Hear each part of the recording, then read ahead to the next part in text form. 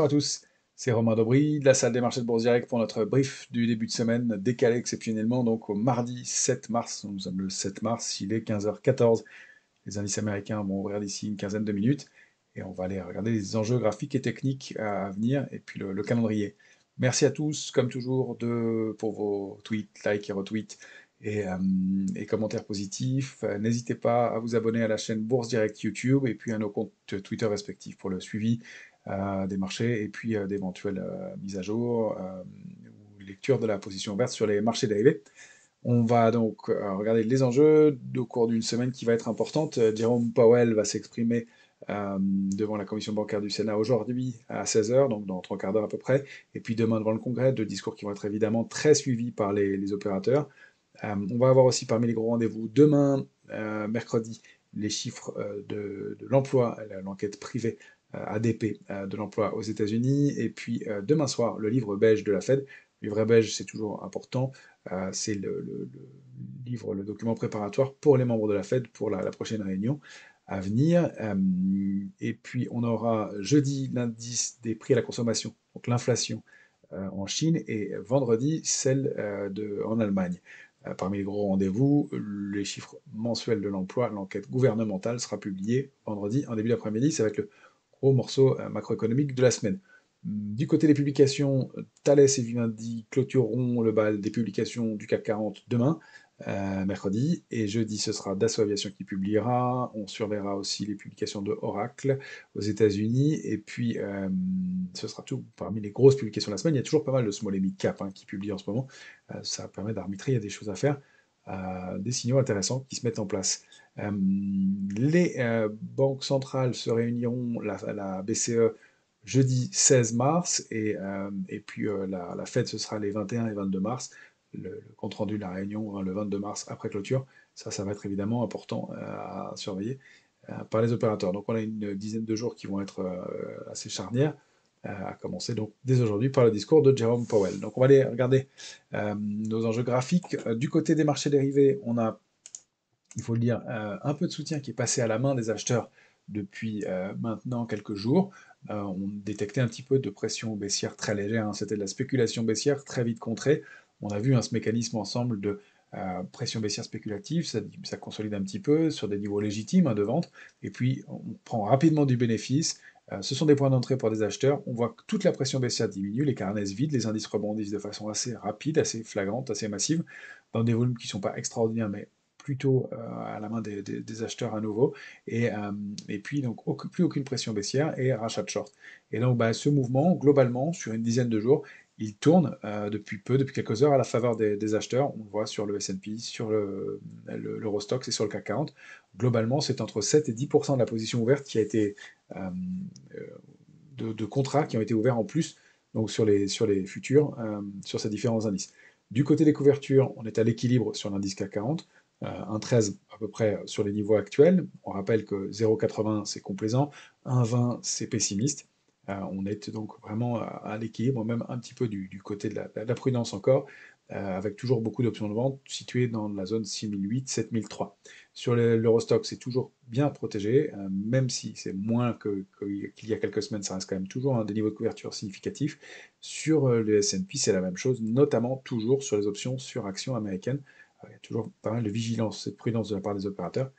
Ça augure de soit des mouvements de baisse qui seront très canalisés, soit de mouvements aussi un peu marqués, puisque ces opérateurs protégés sont donc pessimistes, ils sont moins investis, et ils pourraient être contraints de le faire en cas de bonnes nouvelles pour les marchés.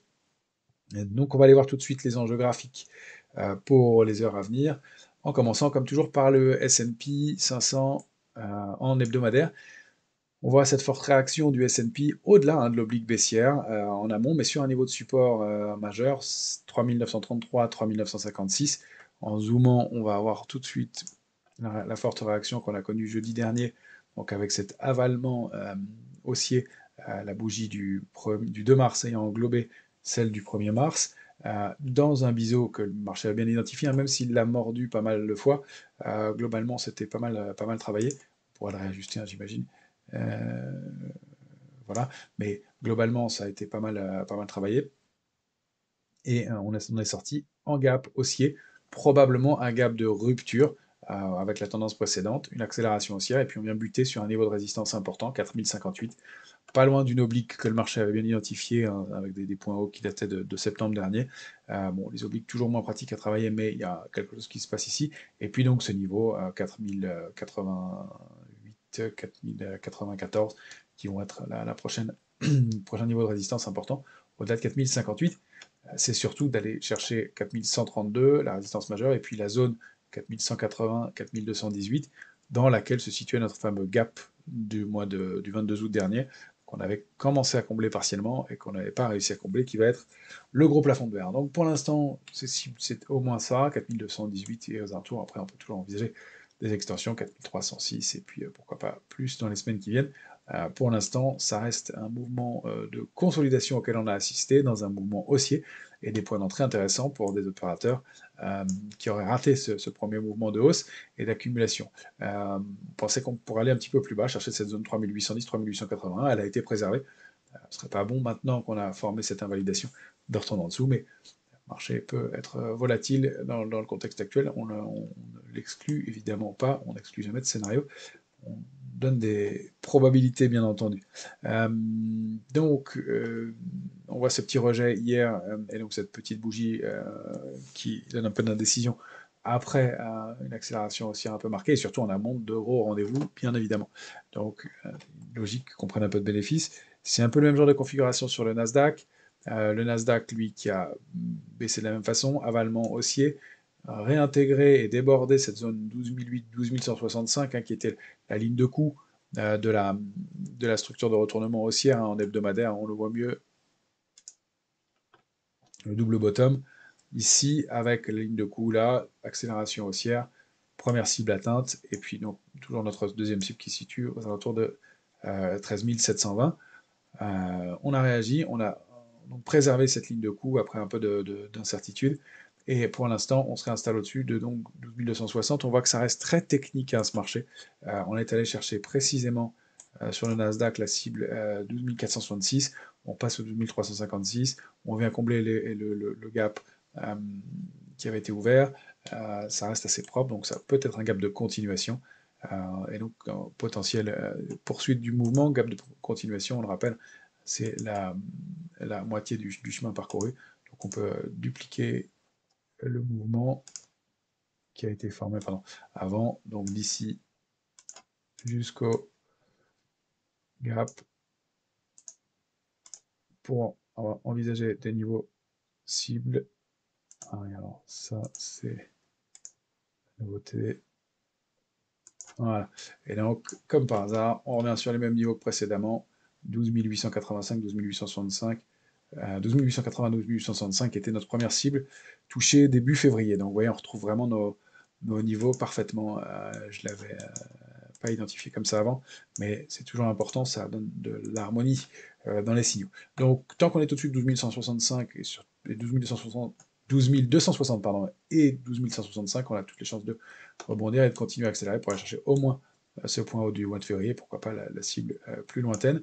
Gap de rupture, et puis on a été donc comblé ce gap qui était probablement aussi un gap de rupture baissier cette fois-ci, du mois de mi-février. Donc, et après, un rejet contre ce niveau-là. Donc, toujours intéressant. On est loin d'être complaisant. On va aller faire un saut du côté de la volatilité, comme toujours, qui reste donc tendu, cette volatilité, en plein milieu de la zone de vigilance, au-delà de 18,36, même si on a fait une toute petite incursion en zone d'optimisme hier, ça a été rapidement contré. Là, la situation d'attente est bien visible sur le VIX. Les opérateurs qui sont couverts, protégés en amont de rendez-vous importants et du discours de Jay Powell, évidemment, on le rappelle. Donc, vigilance, on est loin de la complaisance, hein, qui serait sous 15,40, et encore une fois, on a à peine mis un pied dans l'optimisme. Pour l'instant, donc des opérateurs qui sont vigilants et non et protégés dans un contexte qui pourrait être un peu plus volatile dans les heures à venir. On va regarder l'Eurostoxx, c'est intéressant parce que, et c'est pour ça que je vous avais publié dès vendredi la photographie de l'Eurostoxx en journalier, qui est allé buter 4 fois sur cette oblique baissière, 1, 2, 3 et 4 fois ici, très clairement. avant de la déborder dans le sillage du rebond et du contre-pied des marchés américains de jeudi et de vendredi, avec un gap important, et déborder ce niveau-là pour accélérer, peut-être mettre fin à la consolidation. Alors peut-être pourquoi? Parce que c'est une consolidation qui a duré un mois, donc c'est légitime qu'on puisse réaccélérer. Les indicateurs se sont détendus. On accélère à la hausse dans le siège des marchés américains. On aime bien confirmer les consolidations sur 2 ou 3 clôtures, les sorties de consolidation sur 2 ou 3 clôtures, compte tenu des événements à venir et des discours. On va voir si le niveau est maintenu. En tout cas, on s'installe normalement au-delà de 4283, qui était la borne haute de notre range précédent. Donc la cible légitime, c'est la duplication du trading range 4179-4283 pour aller chercher 4386. C'est intéressant parce que c'est un niveau de long terme. Si on dézoome sur l'Eurostoxx, on voit que le niveau de 4000 est un niveau historique. Ce sont des niveaux sur lesquels il avait buté déjà dans les années 2000, l'Eurostoxx, et puis en 2007-2008, et enfin en 2022. Donc évidemment, ce sera un seuil psychologique important. Pour l'instant, on n'a pas d'éléments qui nous indiquent qu'on l'invalide. Évidemment, on a remonté un peu notre alerte intraday. Si on repasse sous cette zone-là, je peux enlever l'ellipse, on a bien vu la sortie. Si on repasse sous cette zone-là, donc selon le moment où elle serait touchée 4270 et 4257, là, c'est un peu plus délicat. On risque d'aller combler ce gap au moins, et puis pourquoi pas d'aller chercher le bas du trading range précédent, d'invalider la sortie de ce trading range, donc 4179, 4283. Ce ne serait pas un bon signal. La première cible légitime, c'est 4333 et un tout petit peu plus, en dupliquant la petite partie du range. Cette fois-ci, j'avais pris cette partie-là, donc 4179, 4257. Ça peut être un premier niveau intéressant et un premier seuil. En tout cas, on a un signal intéressant qui se met en place depuis quelques heures sur l'Eurostoxx et au débordement de cette oblique qui avait quand même été testé pas mal de fois depuis cette accélération franche haussière, et pour l'instant, un indice installé au-delà de 4283, 4295. Voilà du côté de l'Eurostoxx. Je vais vous montrer évidemment le CAC 40 en 14 heures. Lui, évidemment, est sorti de son biseau par le haut. La vague de Wolf, je l'ai supprimée cette fois-ci, eh bien, elle n'a pas été atteinte. La cible de la vague de Wolf n'a pas été atteinte. On a quand même permis de détecter un mouvement de consolidation, de réaliser quelques petits écarts baissiers dans ce mouvement-là. Et pour l'instant, on tente de déborder donc la borne haute. Alors, on avait ce biseau bleu, biseau baissier, qu'on a identifié, sorti par le haut. Cette oblique baissière testée 1, 2, 3, 4 fois, débordée comme sur l'Eurostoxx, accélération haussière. On n'arrive pas à préserver pour l'instant en clôture 4386,5. Ce serait au-delà de ce niveau-là qu'on réactiverait la dynamique haussière en journalier. En intraday, on a considéré que c'était le cas au-delà de cette oblique et au-delà de 7309,5. Pour ce qui est de l'intraday, c'est un peu plus du journalier et donc du court terme et moyen terme, c'est un peu plus indécis, mais voilà, on voit ces mèches de rejet contre les niveaux de résistance. Mais la logique et le mouvement légitime, si on arrive à déborder 7386 sur plusieurs clôtures, c'est d'aller dupliquer ce trading range par le haut, 7191, 7386, pour aller chercher une cible située aux alentours de 7582. On a quand même pas mal de niveaux majeurs entre temps, 410, 432, 447,5 et 488, qui pourraient être une médiane intéressante pour ce trading range. Il n'y est pas encore, mais ce sont des niveaux qu'on va surveiller bien sûr dans les heures à venir. L'alerte de court terme, on l'a remonté entre 7161 et 7191, c'est le bas du biseau. Sous 7309, 292, ce serait pas terrible en intraday, on serait moins acheteur, avec des chances de retracement un peu marquées en direction de 249,5 qui a été un support important, et puis le bas du range, 7191. L'alerte de moyen terme, on l'a remonté dans cette zone située entre 7068 et 7131. C'est un niveau important, on l'a construit au-dessus de ce niveau-là avant d'accélérer à la hausse. On l'a toujours préservé, on l'a même pas revisité, donc aucune raison d'aller retourner chercher ces cibles-là, et ce serait un mauvais signal que de le faire. En tout cas, un peu de prudence, un peu d'attentisme, on voit des mèches de chaque côté, la spéculation qui joue pas mal en ce moment. Du côté des actifs à surveiller, on avait signalé le Nikkei il y a quelques temps et l'Asie. Intéressant d'aller voir l'indice japonais en hebdomadaire. Il a ouvert donc cette semaine avec un gap haussier. On le rappelle sur le bas d'un canal haussier de long terme, on va dézoomer, on va même se mettre en mensuel. Voilà, hein, le Nikkei en mensuel qui évolue au sein d'un canal haussier qu'il n'avait pas réussi à atteindre en 2018-2019, qu'il a bien atteint en 2021, et donc bien travaillé, enfoncé au moment de la crise Covid évidemment, mais qui est toujours actif, et on voit qu'il y a une réaction dans le bas de ce canal. Donc si on zoome en hebdomadaire, on a bien réagi, débordé ce niveau de 27 280 et on est en train de s'attaquer à 28 240, pardon, avec un gap, donc peut-être gap de rupture aussi, quoi qu'il ait probablement été fait un peu plus tôt, mais peut-être une rupture avec cette oblique baissière, et donc un mouvement intéressant à surveiller, avec alors des intermédiaires ici que j'ai pas tous tracés, mais il y a un niveau aux alentours de 29 150, mais des cibles légitimes, 30 710, et pourquoi pas 31 920. C'est intéressant ce qui se passe aussi sur le Nikkei. Si je voulais vous montrer un tracker qui réagit un petit peu depuis quelques heures, le signal est timide, mais il surperforme un tout petit peu, c'est le tracker NRJ, qui est donc on va se mettre en hebdomadaire.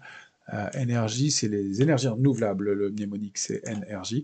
L'Ixor ETF New Energy, donc qui est un panier de valeurs renouvelables et qui donne des petits signaux de rebond sur un bas de range qui n'est pas allé chercher d'ailleurs, avec une petite accélération aussi. On va le surveiller. Ça fait partie des éléments intéressants d'investissement, évidemment, pour le moyen long terme. On va surveiller des accélérations. On n'a pas encore franchi le pas de re-rentrer dessus, parce qu'on l'a déjà travaillé plusieurs fois, mais une petite réaction intéressante sur ce niveau. Et puis, bah, quand on a des doutes comme ça sur le marché, on va zoomer sur des valeurs et essayer de comprendre ce qui se passe. Et on avait évoqué ensemble pas mal de valeurs ces derniers temps, dont Dassault Systèmes, par exemple, qui, on va essayer de voir si l'indice a des moteurs et s'il a des raisons de poursuivre à la hausse ou s'ils sont des faux signaux. Et si on regarde Dassault Systèmes en hebdomadaire, vous voyez, on a cette réaction intéressante avec une accélération baissière, cette bougie et ce rebond assez marqué, et pour l'instant, un titre qui s'installe au-dessus de ce marteau, alors il n'est pas vraiment en bas de marché, mais qui s'installe au-dessus, et donc une possible réactivation haussière. Ce qui est intéressant, si on zoome en journalier, on l'avait évoqué, c'est pour ça que je reviens dessus avec vous, c'est qu'on avait évoqué cette accélération haussière, ce gap, au moment de la publication des résultats début février, en disant c'est fantastique, mais le titre aura probablement besoin de consolider. Donc pour un investisseur de moyen long terme, on peut conserver en acceptant un peu de retracement, mais voilà les niveaux majeurs, et vous voyez qu'ils ont été travaillés quasiment au point près, ici et là, donc 35,87, puis 36,78, et on bute pour l'instant sur 37,50, qui est un gros niveau, mais cette zone 37,50, 37,95, si elle parvient à être débordée, donnerait un signal aussi important. On rappelle que l'oblique violette que vous avez là, c'est une oblique baissière qui est active depuis avril 2022, qui a été testée 3 fois déjà. Donc passer au-dessus de ce niveau serait évidemment un signal haussier fort. Donc il se passe quelque chose sur un titre qui a assez vivement réagi, et pareil, qui a formé aussi peut-être un gap de rupture, à un niveau à ne pas réenfoncer probablement, si on veut faire quelque chose de plus dynamique, mais des points d'entrée probablement sur un titre qui avait pas mal réagi au moment de ses publications.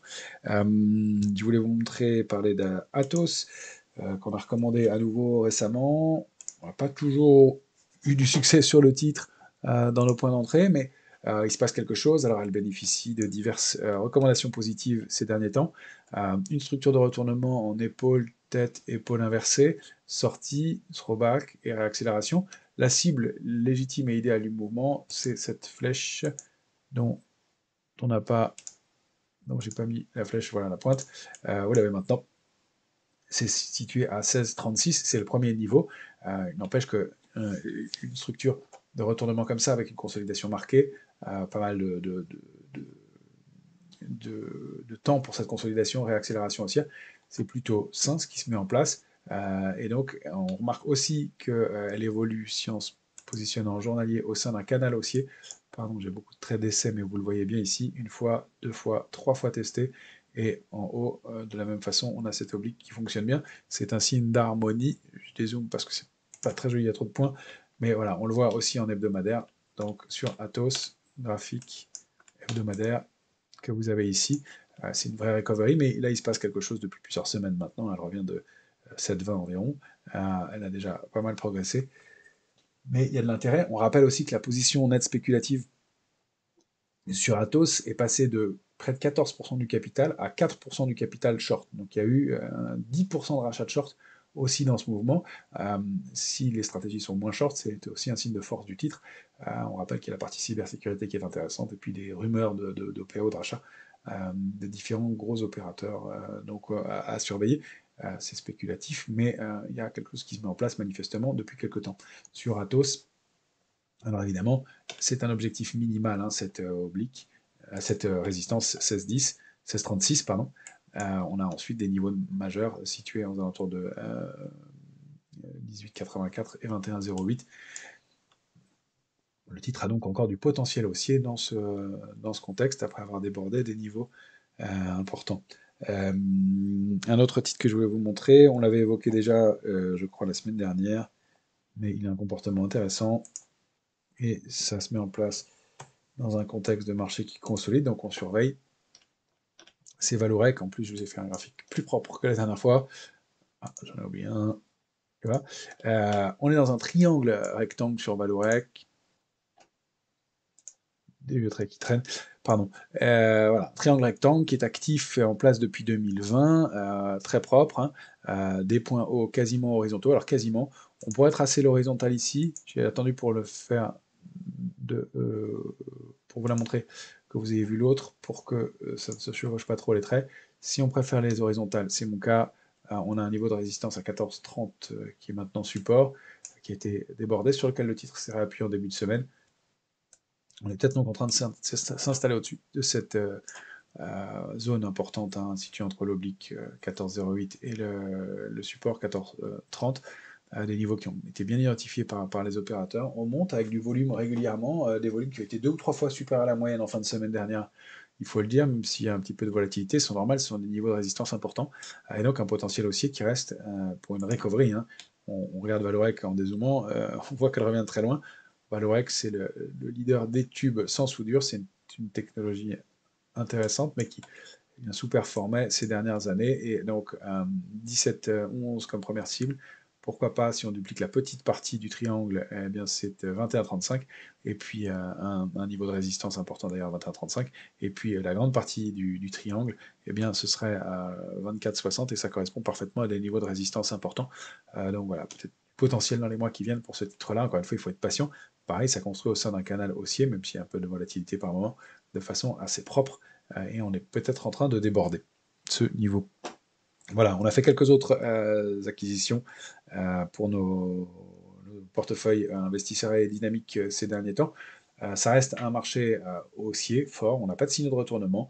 On sera mobile en cas de retournement, vous avez vu les niveaux, mais pour l'instant, ce sont des signaux qui restent bien positifs, et peut-être une fin de consolidation qu'on voudrait confirmer sur 2 ou 3 clôtures, donc d'ici demain, dans l'idéal, de se réinstaller au-dessus des niveaux qu'on a évoqués ensemble. Je vous souhaite une très bonne semaine à tous, et on se retrouve jeudi soir pour le bilan.